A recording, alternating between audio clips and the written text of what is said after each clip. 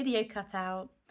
So I think I was saying everyone has a reason for doing something. And we might like to think that that reason is because they want to help. Another thing I've noticed in business is somebody comes with a problem and people say, oh, I can help you with that. Now, my naive brain goes, oh, that's so lovely. That is wonderful. Are they going to help me? Help me. No. What they mean is I can charge you so that you will get the support you need. To me, whilst that might be helpful, that's not help. That is charging somebody for your services, for what you have practiced, what you're good at. There's nothing wrong with that. But the wording, grates me. It's not, I can help you with that. I can provide my services to you so that you might get to your problem and solve it. Because that is exactly what all marketing is about, all business is about. What is the pain point that your customer has? For example, what was the pain point in the pandemic? Well, we don't want to die. Everyone wants to not die and keep our loved ones from not dying. So what can we use to solve that pain point? I know, lockdowns.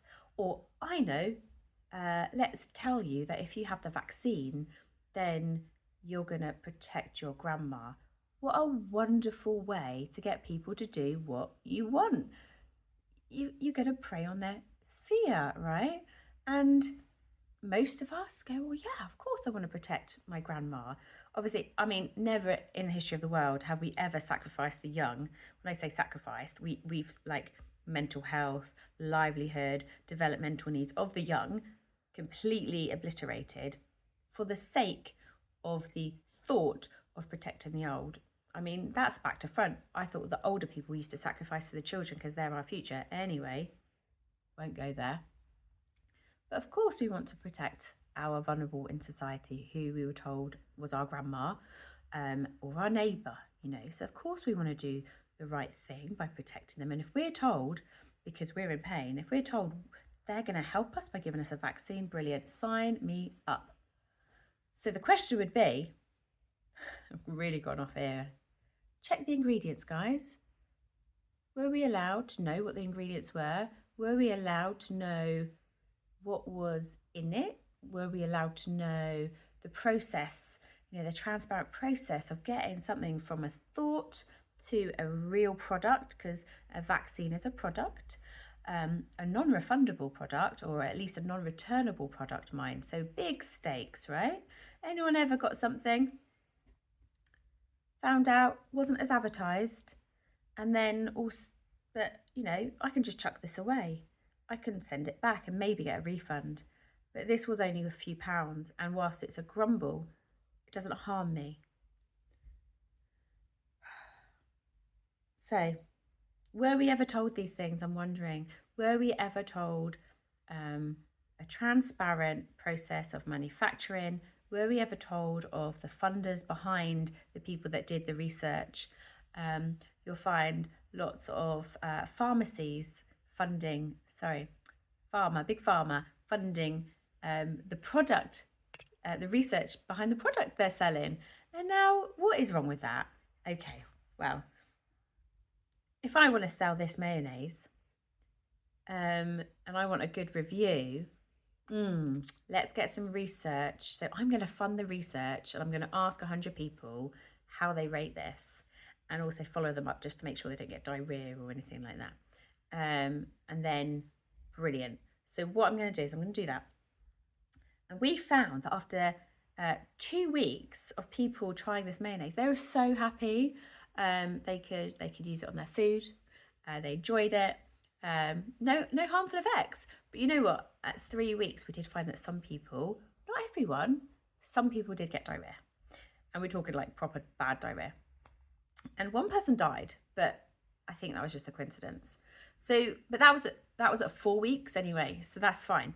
So what we did is we released our results because we're a transparent company. We released our results and we said, there was everything was great. Everyone enjoyed it. There was no harmful results for the first 2 weeks of someone changing it.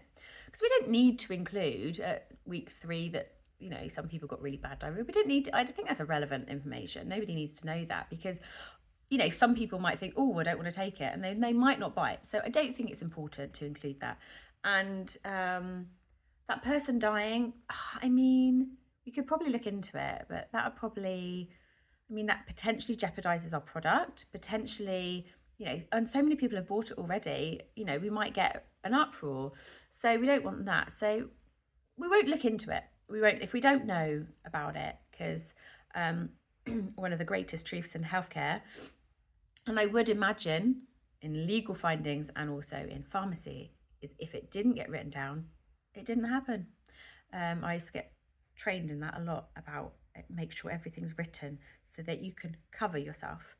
But also it works the other way. If it didn't get written down, then who's to say it happened, right? So I'm not saying that that's what I practiced as or the people that I respected practiced as. But when you hear that within the culture of practice that you work in, it does make you think. So basically, what I'm trying to say is, if I had this product and I wanted it to sell well, and actually I had a lot of people invest in me, so there's a lot riding on this product. It wasn't just I thought of this product. It was actually, I've got lots of people as stakeholders putting pressure on me to make sure this product does well. So I'm going to make sure it does well, right? So, I think what I want to summarize as saying is, if it can happen in one area that people misadvertise, and maybe just tell some of the truth, but not all of the truth, then I would bet that there are many areas of our society that do the same. And the more I look into different sectors, so nutrition, finding out about who has funded lots of studies to promote that plant-based food is beneficial for health. When you look into who's funded that and what they're comparing it to, it's really interesting, because if you're comparing something that's an obvious bad thing to a good thing, well, the good thing is going to come out better, right? But if you compare it to two good things, maybe one's going to be better, more superior than the other.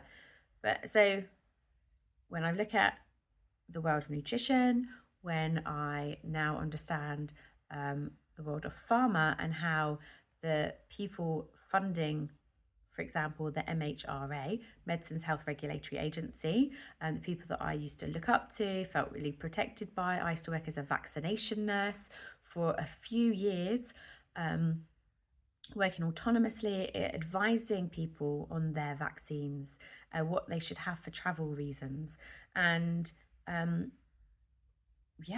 doing that because I lived in the faith that the World Health Organization knew what was needed in certain areas to protect people's health. And I also trusted the vaccine companies, that there was due diligence done in the way that they have studied the outcomes of vaccines. And I'd always hear so many anecdotal stories about people having, for example, the flu vaccine. They'd go, I had the flu vaccine once, because I'd go into workplaces and give flu vaccines to whoever wanted it. And they say, I had the flu vaccine once, and they go, ew. And I'd go, oh yeah, that can happen sometimes. But it's not the vaccine. It wasn't the vaccine, because what can happen is that your immune system's a little bit low anyway, and then when you have the vaccine, because it is like activating your immune system, then whatever it is that you've already caught can then get activated, right? And it turns out that was BS. Or maybe it turns out it was most likely incorrect. And it is very sad for me to realise how I have practiced previously based on good faith and based on trusting the policies and the protocols, believing that they were there based on pure science, not at all influenced by money. I just believed that they were there to help people achieve their optimum health. And the more you look into, so that was the big pharma, that was the nutrition, childbirth, let's not even go there in this video, how we bring people into the world, how we parent, it seems to be that we've been fed a lot of, let's say, half-truths or mistruths or things that just left off, or people come very confidently saying, no, this is what it is. No, this is what we think could happen. That is what all healthcare should be. We think that when we give this drug to you, this might help you in these ways, because every single person's biochemistry is different. Every single person's life journey is different. So we can't predict with 100% accuracy. Maybe for some drugs in some situations, 99.5%. Let's go for that.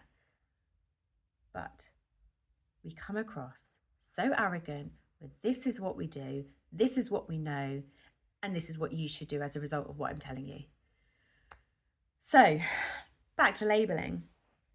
It's really important to read labels, and I really hope that in the future, if you're not sure what the label says, just don't eat it.